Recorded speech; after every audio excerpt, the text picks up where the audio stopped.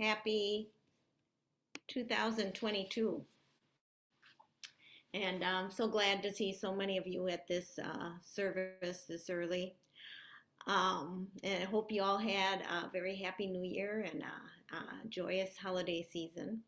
And wondering if anyone has made any New Year's resolutions.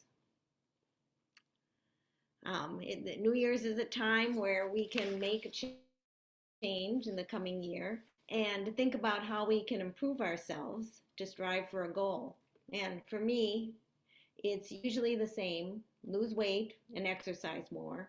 And that tends to last about 2 weeks, and then all my ambitions disappear.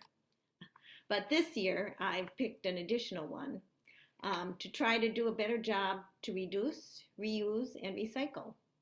And I pledge to do a better job at reducing my use of plastic and to do a better job of recycling and to compost. So here in Eden Prairie, they're collecting compostable waste. And so we've started doing that, collecting all of our food waste. And at first I thought it would be a pain to do. And I thought it would be really stinky and messy. But it really hasn't been that much effort. And the more I read about it, the more I realize that it's one small thing to try to save the earth. And I'm not doing the home composting. I've got this thing about worms. So, but I'm separating all the food waste and sending it to a site. But I think that probably other people are further ahead than me. I know my sister is doing more composting at home, and maybe someday, but not right now. But facts that I read is that every single day, each of us Americans generates about 4.5 pounds of waste.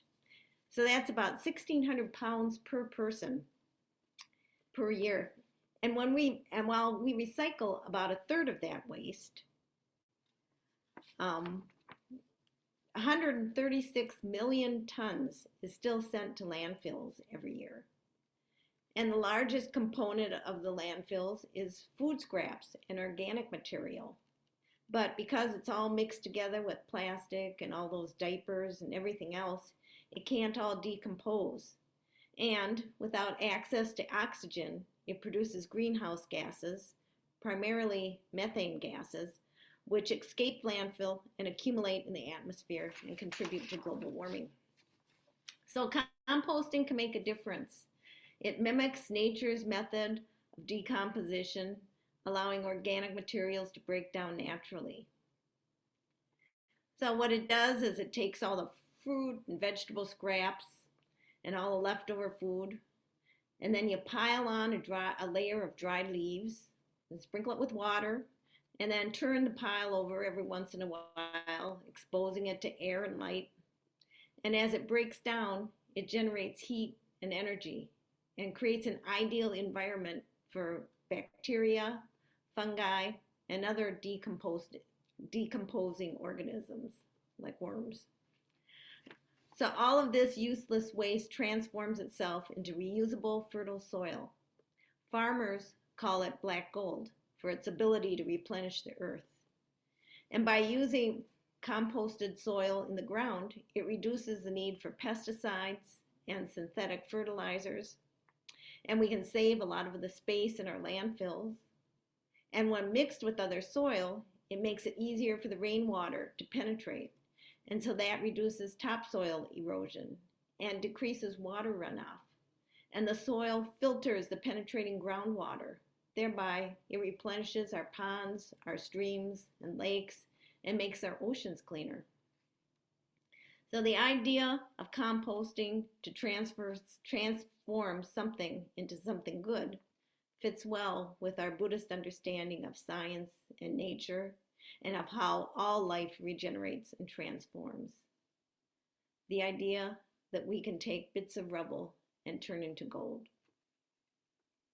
So if you think about it, our lives are like a big giant compost pile, filled up with everyday realities of our blind passions of anger and greed. We all have moments of sadness and despair, highs and lows. One minute our ego's inflated, and the next minute our bubble is burst. We live through wins and losses. I know all you Vikings fans understand that. We live through birth and death and sickness, and in living in a world with COVID. And it can be stinky and messy and not always pleasant to be around. But when our compost pile is cared for and nurtured, and when we water down our anxiety with fear, as we nourish and feed it by turning over the pile to awaken what is underneath, we regenerate the energy building up below. When exposed to light, our compost pile changes. It transforms. When our lives become illuminated by the light of compassion, all embracing and non-judgmental, reality is revealed. Enriched by the deep hearing of the Buddha Dharma, a transformation happens. Wisdom unfolds as compassion. We awaken to the light that makes us see things, including ourselves, just as they are, and bits of rubble turn into gold. I've been rereading Reverend Taitetsu Uno's book, The Shin Buddhism, Bits of Rubble Turn to Gold.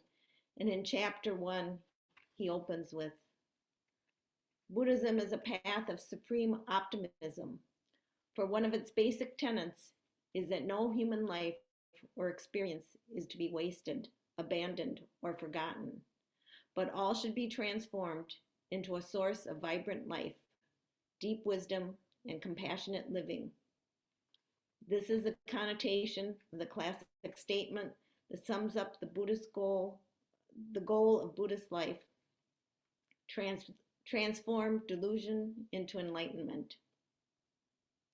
On everyday level of experience, Shin Buddhists speak of this transformation as bits of rubble turn into gold. This metaphor comes from Su Min, a Chinese Pure Land master of the 8th century, who proclaims the workings of boundless compassion of Amida, the Buddha of immeasurable light and life.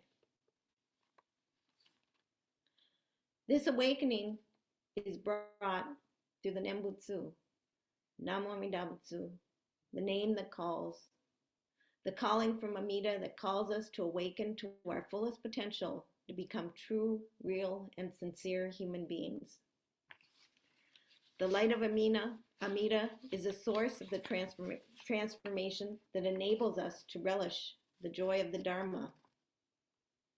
The main function of light is to transform blind passions that arise from the darkness of ignorance, greed, and anger into their very opposites, transforming the negative into positive. As we listen to the teachings, we continue to hear, reflect, doubt, question, and regardless of how much of the words of the Buddha we absorb on a conscious level, something important is taking place in our subconscious. The deep hearing saturates our total being, and like a long forgotten childhood memory, it appears to help us through times of need and distress and awaken us to true reality. No life experience or scrap of garbage is to be wasted.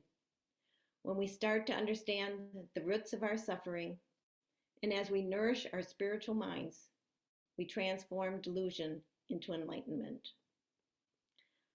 So here, in the beginning of 2022, let us all compost our anger and fear and learn to regenerate our lives.